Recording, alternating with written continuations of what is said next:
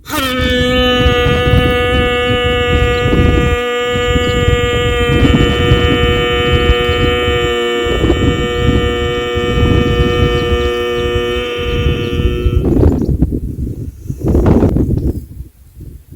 ಮುಂದೆ ಬರುವಂಥದ್ದು ಭ್ರಾಮರಿ ಪ್ರಾಣಾಯಾಮ ಅಂತ ಬರುತ್ತೆ, ಮೆದುಳಿಗೆ ಸಂಬಂಧಪಟ್ಟಂಥದ್ದು.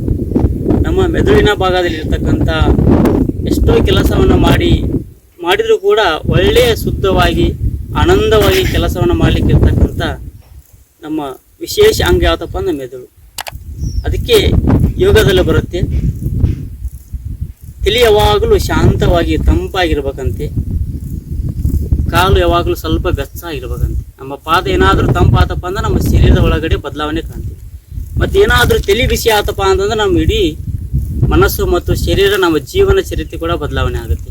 ಅದಕ್ಕೆ ಯಾವಾಗಲೂ ನಮ್ಮ ಮೆದುಳು ಶಾಂತವಾಗಿರಬೇಕು. ಮೆದುಳು ಶಾಂತವಾಗಿದ್ದರೆ ಎಲ್ಲವೂ ನಮ್ಮ ಜೀವನದ ಪದ್ಧತಿ, ಜೀವನ ಸುಖಮಯವಾಗಿರುತ್ತೆ ಅನ್ನಲಿಕ್ಕೆ ನಮ್ಮ ಹಿರಿಯರು ಹೇಳಿಕೊಟ್ಟಿರ್ತಕ್ಕಂಥ ಮತ್ತು ಯೋಗದಲ್ಲಿ ಬರುವಂಥ ಒಂದು ವಾಕ್ಯಗಳನ್ನ ನಾವು ಕೂಡ ಗಮನಿಸ್ತೀವಿ. ಇನ್ನು ಈ ಕ್ರಿಯೆಯನ್ನು ಮಾಡ್ತಾ ಹೋದಂತೆ, ಭ್ರಾಮರಿ ಪ್ರಾಣಾಯಾಮವನ್ನು ಮಾಡ್ತಾ ಹೋದಂತೆ ಮೆದುಳಿನ ಒಳಗಡೆ ಇರತಕ್ಕಂಥ ಸೂಕ್ಷ್ಮ ಮೆದುಳಿನ ಜೀವಗಳಿರುತ್ತೆ. ಅವು ಕೂಡ ನಮ್ಮ ಹೃದಯ ಭಾಗದಲ್ಲಿ, ಫುಪ್ಪಸ ಭಾಗದಲ್ಲಿ ಎಷ್ಟು ಪ್ರಮಾಣ ಕೆಲಸ ಮಾಡುತ್ತೋ, ಎಷ್ಟು ಪ್ರಮಾಣ ಶಾಂತವಾಗಿರುತ್ತೋ ಅವುಗಳನ್ನು ಜಾಗೃತಿ ಮಾಡುವಂಥ ಕೆಲಸ. ನಾವು ಸಹಜವಾಗಿ ಉಸಿರಾಟವನ್ನು ಮಾಡ್ತಾ ಸಹಜ ಕೆಲಸ ಮಾಡುವಲ್ಲಿ 70-80% ಮೆದುಳು ಕೆಲಸ ಮಾಡ್ತಾ ಇರುತ್ತೆ. ಇನ್ನೊಂದು 10-20% ಹಾಗೆ ಸುಮ್ಮನೆ ಕೆಲಸ ಮಾಡಿದ್ರೆ ನಿಷ್ಕ್ರಿಯವಾಗಿರುತ್ತೆ. ಅವುಗಳನ್ನು ಜಾಗೃತಿ ಮಾಡಲಿಕ್ಕೆ ಸಹಕಾರಿಯಾಗುವಂಥ ಕ್ರಿಯೆ ಭ್ರಾಮರಿ ಪ್ರಾಣಾಯಾಮ. ಈಗ ನಾವು ಭ್ರಾಮರಿಯಪ್ಪ ಅಂತಂದ್ರೆ ನಮ್ಮ ಹೊರಗಡೆ ರಾತ್ರಿ ಸಮಯದಲ್ಲಿ ಗುಂಗಿ ಒಳಗಡೆ ಕೇಳ್ತೀವಿ, ಗುಯಿ ಅನ್ನುವಂಥ ಶಬ್ದ. ಆ ಶಬ್ದವನ್ನು ನಮ್ಮ ಮೆದುಳಿನ ಒಳಗಡೆ ಕ್ರಿಯೇಟ್ ಮಾಡಿದಾಗ ಗಂಟಲಿನ ಮುಖಾಂತರ, ಅಂಗಳದ ಮುಖಾಂತರ ಸಂಪೂರ್ಣವಾಗಿ ನಮ್ಮ ಬಲ ಮೆದುಳು ಮತ್ತು ಎಡ ಮೆದುಳಿನ ಒಳಗಡೆ ಸಂಪೂರ್ಣವಾಗಿ ವಿಶೇಷವಾಗಿ ಉಸಿರನ್ನು ತೆಗೆದುಕೊಂಡು ಅಲ್ಲಿ ಒಂದು ಶಕ್ತಿಯನ್ನು ಉತ್ಪತ್ತಿ ಮಾಡುವಂಥ ಕ್ರಿಯೆ ಭ್ರಾಮರಿ ಪ್ರಾಣಾಯಾಮ, ವಿಶೇಷವಾಗಿ ಇರ್ತಕ್ಕಂಥ ಕ್ರಿಯೆ. ಇದನ್ನು ಮಾಡುವಂಥ ವಿಧಾನ ಬಹಳ ಸರಳವಾಗಿರ್ತಕ್ಕಂಥದ್ದು. ಯಾವುದೇ ಒತ್ತಡವನ್ನು ಹಾಕಿಕೊಳ್ಳದೆ ನಿಧಾನವಾಗಿ ಮಾಡುವಂಥ ಕ್ರಿಯೆ. ಎರಡು ಕೈನ ನೇರವಾಗಿ ಇಟ್ಕೊಂಡು ಬೆನ್ನು, ಕತ್ತು ನೇರವಾಗಿರಲಿ. ಮೆದುಳಿನ ಒಳಗಡೆ ಬರುವಂಥ ವಿಷಯನ ಗಮನಿಸಬೇಡಿ, ಉಸಿರಾಟದ ಮೇಲೆ ಸಂಪೂರ್ಣದ ಗಮನ ಇರೋಣ. ಇಲ್ಲಿ ಹಮ್ಮಕಾರವನ್ನು ಹೇಳ್ತಾ ನಾವು ಭ್ರಾಮರಿ ಪ್ರಾಣಾಯಾಮ ಮಾಡಬೇಕಾಗುತ್ತೆ.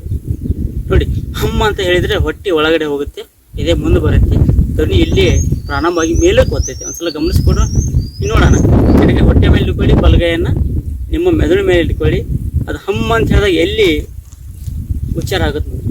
ಹಮ್ ಹಮ್ ಹಮ್ ಹಮ್ ಹಮ್. ನಾಭಿಂದ ಪ್ರಾರಂಭವಾಗಿ ನಮ್ಮ ಮೆದುಳಿನ ಭಾಗದಲ್ಲಿ ಸ್ಥಿರವಾಗಿ ಅದನ್ನು ಜಾಸ್ತಿಯನ್ನು ಕೆಲಸವನ್ನು ಕೊಡುವಂಥ ಕ್ರಿಯೆ.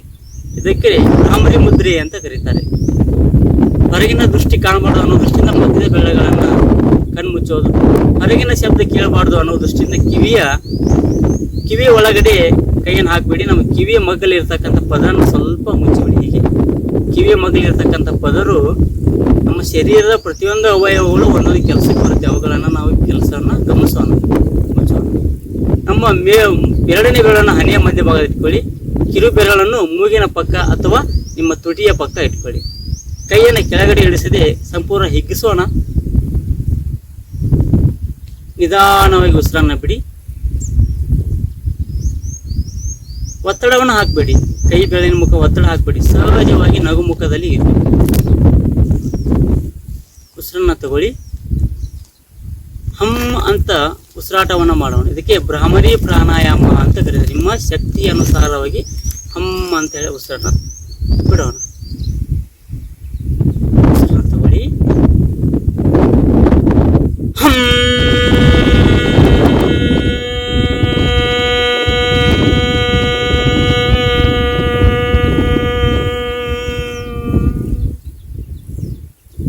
ಪುನಃ ಉಸಿರು ತಗೊಳ್ಳಿ.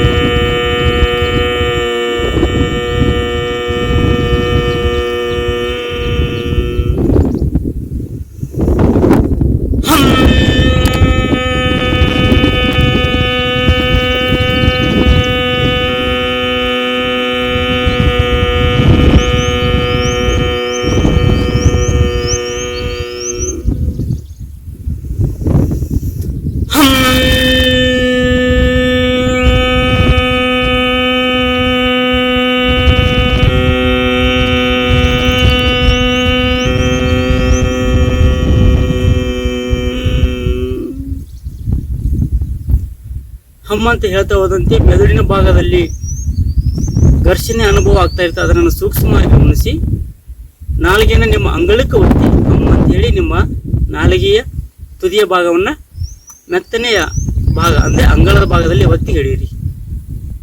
ಉಸಿರನ್ನು ತಗೊಳ್ಳಿ.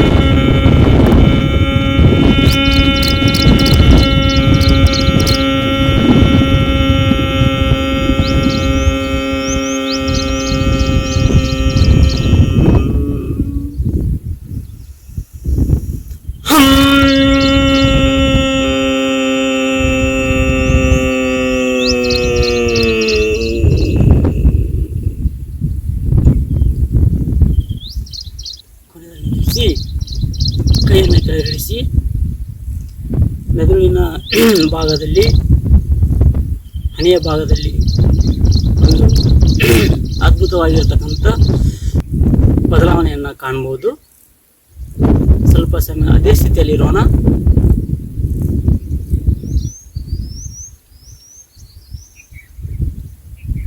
ಪ್ರಾಣಾಯಾಮ ಮಾಡ್ತಾ ಮಾಡ್ತಾ ಹೋದಂತೆಲ್ಲ ಮನಸ್ಸು ಏಕಾಗ್ರತೆವಾಗಿರುತ್ತೆ. ಮೆದುಳಿನಲ್ಲಿ ಬರುವಂಥ ವಿಚಾರಗಳಲ್ಲಿ ಬದಲಾವಣೆ ಕಾಣ್ತಾ ಇರ್ತೀವಿ. ಈ ಭ್ರಾಮರಿ ಪ್ರಾಣಾಯಾಮ ಮಾಡೋದ್ರಿಂದ ವಿಶೇಷವಾಗಿ ನಮ್ಮ ಮೆದುಳಿಗೆ ಮತ್ತು ನಮ್ಮ ಗಂಟಲಿಗೆ ಸಂಬಂಧಪಟ್ಟಂಥ ಕಾಯಿಲೆಗಳಿಗೆ ಗುಣವಾಗಲಿಕ್ಕೆ ಸಹಕಾರಿಯಾಗುವಂಥ ಕ್ರಿಯೆ.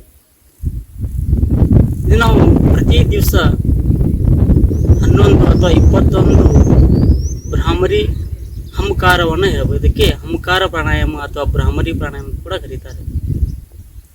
ಈ ಕ್ರಿಯೆಯನ್ನು ಮಾಡ್ತಾ ಹೋದಂತೆ ನಮ್ಮ ಮೆದುಳಿನ ಶಕ್ತಿ ಜಾಗೃತ ಆಗುತ್ತೆ.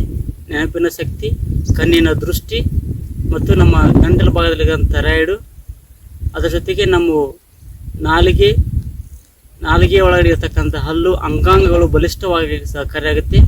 ಶ್ರವಣ ದೋಷ ಕೂಡ ಇದರಿಂದ ನಾವು ನಿವಾರಣೆ ಮಾಡ್ಕೋಬೋದು. ಕಿವಿಯಲ್ಲಿರ್ತಕ್ಕಂಥ ಶ್ರವಣ ದೋಷ ಕೂಡ ನಿವಾರಣೆ ಆಗುತ್ತೆ. ವಿಶೇಷವಾಗಿ ನಮ್ಮ ಮೆದುಳಿನ ಜಾಗೃತಿಯನ್ನು ಕಾಣಲಿಕ್ಕೆ ಈ ಭ್ರಾಮರಿ ಪ್ರಾಣಾಯಾಮ ನಮ್ಮ ಶರೀರಕ್ಕೆ ಒಳ್ಳೆಯ ಒಂದು ಶಕ್ತಿಯನ್ನು ಕೊಡುತ್ತೆ. ಭ್ರಾಮರಿ ಪ್ರಾಣಾಯಾಮ ಮಾಡಿದ ನಂತರ ಮೆದುಳಿನ ಒಳಗಡೆ ಏನೋ ಒಂದು ಹೊಸದ ರೀತಿಯಲ್ಲಿ ಭಾವನೆಗಳು, ಹಣೆಯ ಮಧ್ಯಭಾಗದಲ್ಲಿ ಬೆಳಕು ಮತ್ತು ಕತ್ತಲಿನ ವಾತಾವರಣ, ವರ್ಣಮಯವಾಗಿರ್ತಕ್ಕಂಥ ಬಣ್ಣದ ಅನುಭವಗಳು ನಮ್ಮ ಹಣೆಯ ಮಧ್ಯಭಾಗದಲ್ಲಿ ಓಡಾಡ್ತಾ ಇರುತ್ತೆ.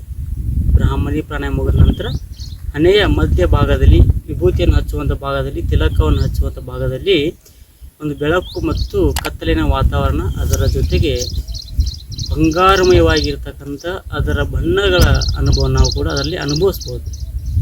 ಅವು ಆದಾಗ ಮಾತ್ರ ನಮ್ಮ ಶರೀರದ ಒಳಗಡೆ ಜಾಗೃತ ಆಗ್ತಾ ಇರುತ್ತೆ ಅಂತ ಕರೀತಾರೆ.